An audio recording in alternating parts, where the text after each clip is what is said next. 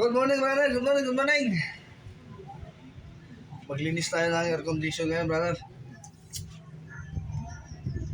Dahil 5 months na to, super na sa running hours na, dapat every 3 months lang talaga, linis ka na naman. Kailangan baklasin natin to sa taas para matanggal natin yung motor fan. Iwas tayo sa grounded, hindi siya mabasa para ayos, walang problema. Besides that, brother, tumaas yung bill ng kuryente ko dahil hindi na humihinto yung andar ng compressor. Kasi ganito yan, pag nakasit yung thermostat mo ng halimbawa 22 degrees, pag na-detect niya ng sensor, uminit na, matik yun, naandar yung compressor mo. Ngayon yung compressor mo habang umaandar, hanggat hindi niya matitik na, hindi niya abutin yung 22 degrees, hindi yan siya mag-stop. Tuloy-tuloy ang andar ng compressor mo. Kasi mahina ang buga ng hangin eh. Parado yung evaporator mo eh. Ngayon mangyari, yung compressor mo andar ng andar. Hindi yan hihinto hanggat hindi niya ma-reach yung nakasit mo dito sa thermostat kung ilang degrees yung settings mo. Ngayon, ang mangyari, may tendency pa na sisirain niya yung compressor ng air condition mo. Masisira siya. Dahil hindi yan, magtaka ka na lang. Pagdating ng bayan ng kuryente mo, tumaas yung bill ng kuryente ko ah. Dahil ano eh, ang nangyari, yung air condition mo, andar ng andar yung compressor. Dahil hindi niya nakuha yung tamang temperatura na nakasit sa thermostat mo. May posibilidad pa na masisira yung compressor ng aircon mo. Hindi yan siya hihinto hanggat hindi niya ma-reach yung yung lamig. Kasi may sensor dito sa harapan eh. Sinisensor niya yung temperatura ng loob ng kwarto mo.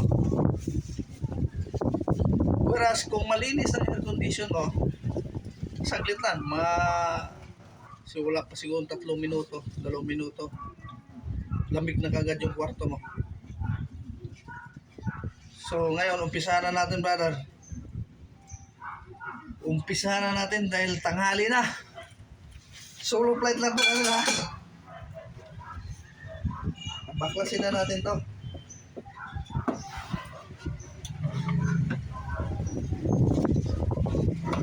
Magtaka ka na lang pag hindi mo siya maagapan, laki ng babayaran mo sa kuryente.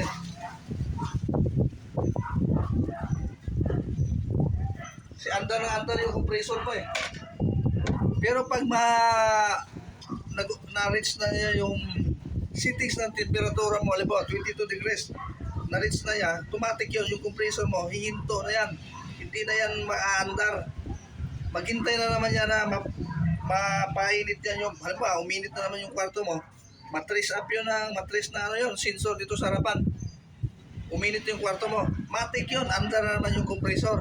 Pag stop ng compressor mo, ang gagana nun, yung fan magtaka ka lang, umiikot ang fan mo, bumubuga ng hangin pero walang kasamang lamig kasi yung kwarto malamig na eh. Ngayon, pag bumaba na naman, medyo naramdaman ng matrace ng sensor dito na uminit na naman, matik yun. Kung ang init mo, halimbawa, na siya, halimbawa 22 degrees, uminit na, matik andar na naman yun. Hanggang ma-reach niya yung 22 degrees bago siya mag-stop. Ngayon, hindi yan siya mag-stop kung mahina yung buga dito. Sige, andar compressor mo. Ngayon mangyari, hanggang sa masisira yung compressor mo. Kaya kailangan talaga dito proper maintenance.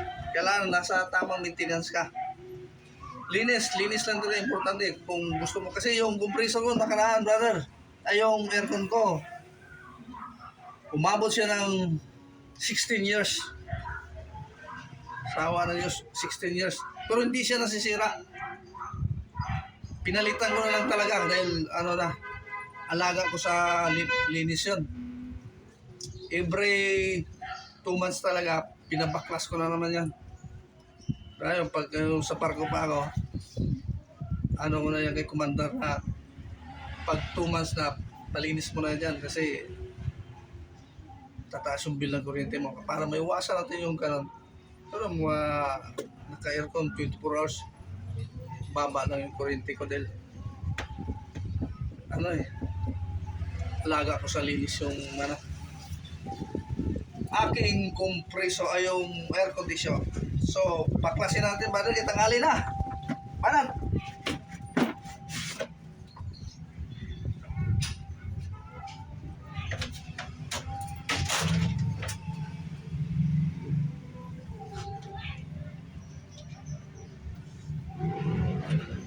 So, Pater, dandahan ka lang dito. Dahil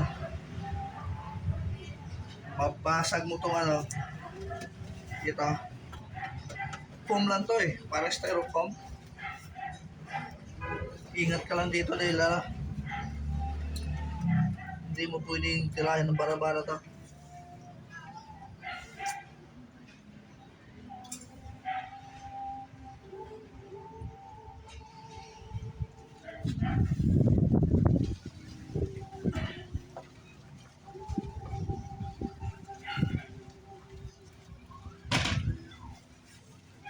Ito yung sinasabi ko, brother.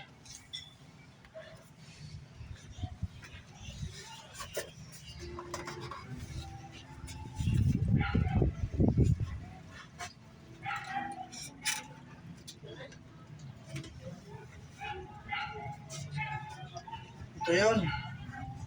Ito. Iwasan mong huwag mabasa to. Itong motor ng fan niya. Kasi delikado. Gagastos ka nito pag nabasa no. Iwas tayo sa grounded. Pag nagkaroon ng ground yan, wala na problema na. So, ingat lang talaga. Kailangan alisto pagdating sa ganyan. Kasi ito pagdating sa wiring, hindi ka pwede magpapara-para nito.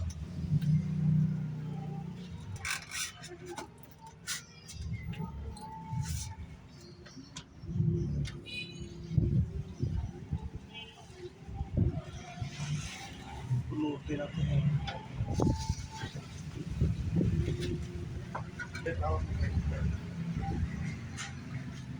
Bakit mo mahulog ha?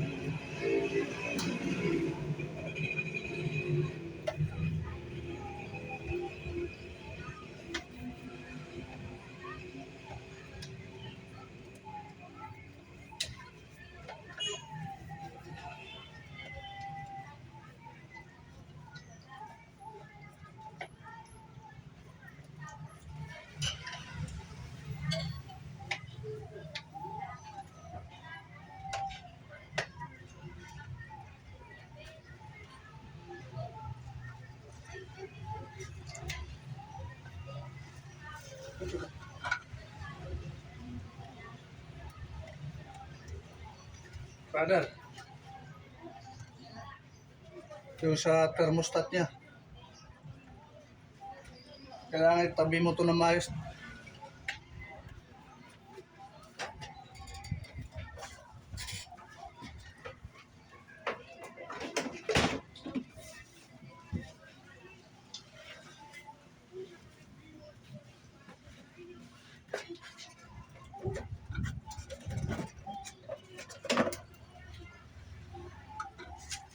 Ito yung brother,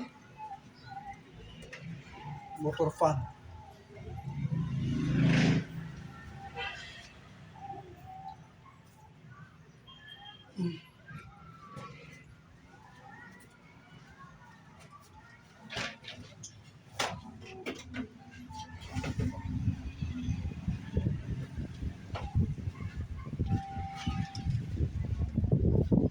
Ito yung brother, pwede mo nang ano ito.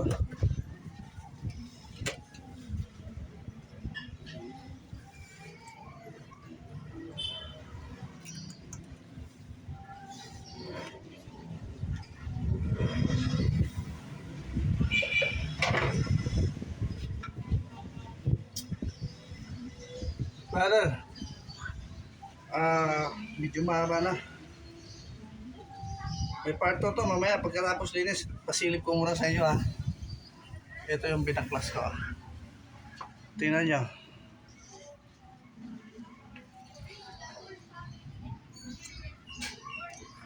Ito yung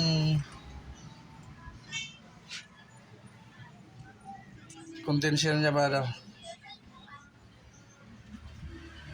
Evaporator tsaka condenser.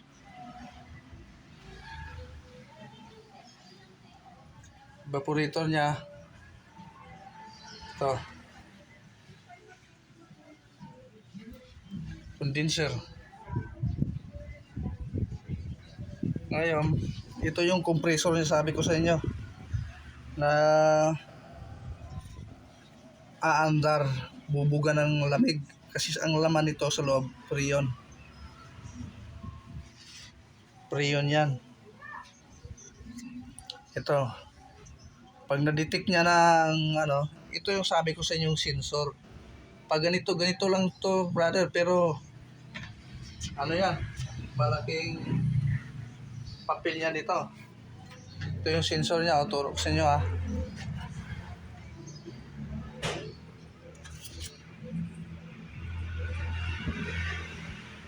Naipit yung maliit na wire.